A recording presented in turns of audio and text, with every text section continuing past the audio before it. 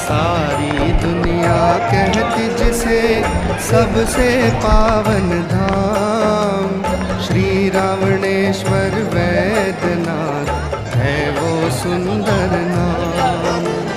द्वादश ज्योतिर्लिंगों में ऊंचा है ये नाम, पल में जहाँ बन जावे है जन्मों के बिगड़े काम।